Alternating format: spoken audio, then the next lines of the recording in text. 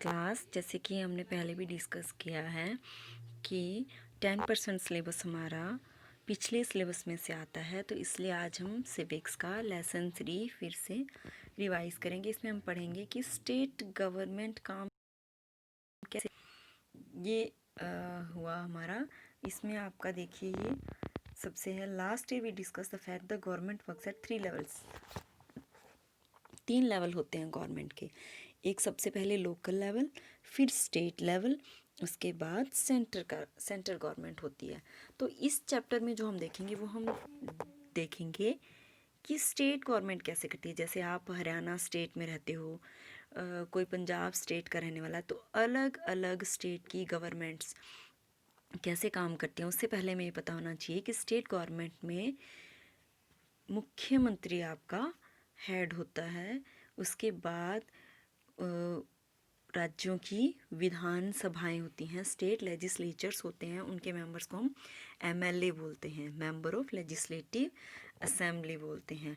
अब यहाँ पे एक कार्टून दिया हुआ है, इसमें देखो क्या है कि वाटर शॉर्टेज की वजह से ये बच्चे लाइब्रेरी में पढ़ रहे हैं कि वाटर शॉर्टेज की वजह से काफ़ी लोग बीमार पड़ गए हैं, क्योंकि उनको अनक्लीन वाटर पीना पड़ता है। ठीक है, लोगों ने हेडक्वार्टर में पातालपुरम में वाटर सप्लाई के वहाँ पे धरना दे दिया है। लोग ओवरफ्लो जा रहे हैं और ये सारी टीवी पे दिखाई जा रही है ये न्यूज़। और जब ये बच्चे घर जा रहे हैं तो ये देख रहे हैं कि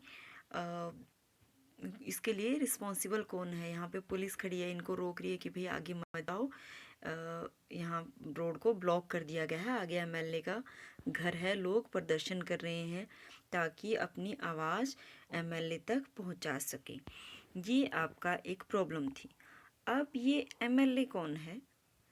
एमएलए सबसे पहले आपने ये करना है कि लोग एमएलए के यहाँ धरना दे रहे हैं, तो एमएलए क्या करेगा? Who is MLA? एमएलए वो पर्सन है बेटा जिसको आपने इलेक्ट किया है, जिसको वोट हम डालते हैं। 18 साल या उससे ऊपर के लोग अपने क्षेत्र से एक रिप्रेजेंटेटिव इलेक्ट करते हैं, जो कि स्टेट की लेजिस्लेटिव असेंबली का मेंबर बनता है, और वो आपके बिहाफ पे आपकी बात सरकार तक पहुंचाएगा।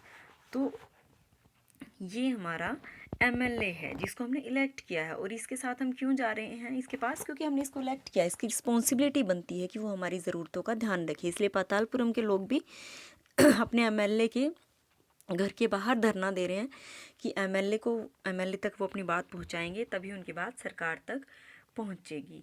और ये इतनी सीरियस प्रॉब्लम है। ये क्वेश्चंस देखिए, सीरियस क्यों है ये प्रॉब्लम इसलिए सीरियस है कि पीने का पानी अवेलेबल नहीं है, लोग गंदा पानी पी रहे हैं, बीमार पड़ गए हैं, और इसकी वजह से उनको हॉस्पिटल्स तक जाना पड़ता है। तो अब देखिए स्टेट गवर्नमेंट कैसे काम करेगी।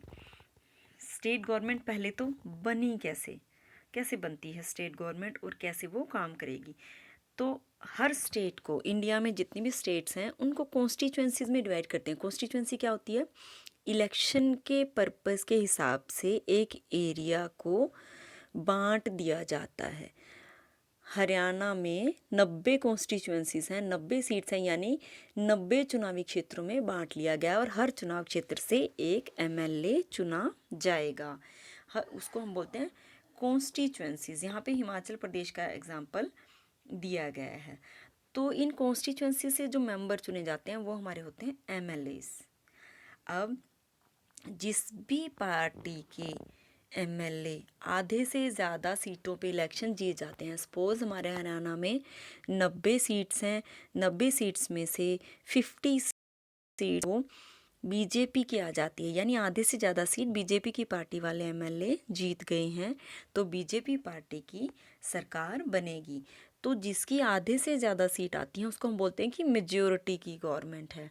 और जो दूसरे नंबर पे आती है वो होती है ओपोजिशन, यानी वो ओपोजिशन में बैठेंगे, सरकार के ऊपर वॉच रखते हैं। तो जिस पार्टी के सबसे ज़्यादा एमएलए हैं उस पार्टी की सरकार बनेगी। उस पार्टी का जो नेता होगा, जो लीडर होता है, वो बन जाएगा चीफ मिनिस्टर यानी सीएम। जैसे आपके मनोहर लाल खट्टर सीएम हैं।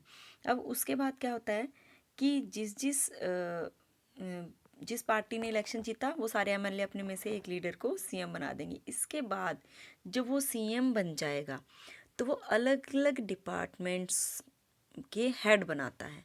ये एग्रीकल्चर मिनिस्टर हैं, ये स्पोर्ट्स मिनिस्टर हैं, ये हेल्थ मिनिस्टर हैं, ये एजुकेशन मिनिस्टर हैं, ट्रांसपोर्ट मिनिस्टर हैं। इस तरीके से हर एक डिपार्टमेंट का एक रिस्पॉन्सिबल पर्सन को उसकी जिम्मेदारी सौंपी जाती है। तो जिस भी एमएलए को एक पर्टिकुलर डिपार्टमेंट मिलता है, जिसको एक रिस्पॉन्सिबिलिटी दी जाती है किसी भी ख़ास डिपार्टमेंट की, वो एमएलए मिनिस्टर बन जाता है। और उस मान लीजिए हेल्थ से रिलेटेड कोई भी अगर समस्या है, कुछ है, तो हेल्थ मिनिस्टर जो है वो उसको सॉल्व करेंगे। ये है हमारा स्टेट गवर्नमेंट कैसे बनती है। और अब ये स्टेट गवर्नमेंट काम कैसे करेगी ये हम नेक्स्ट लेक्चर में करेंगे।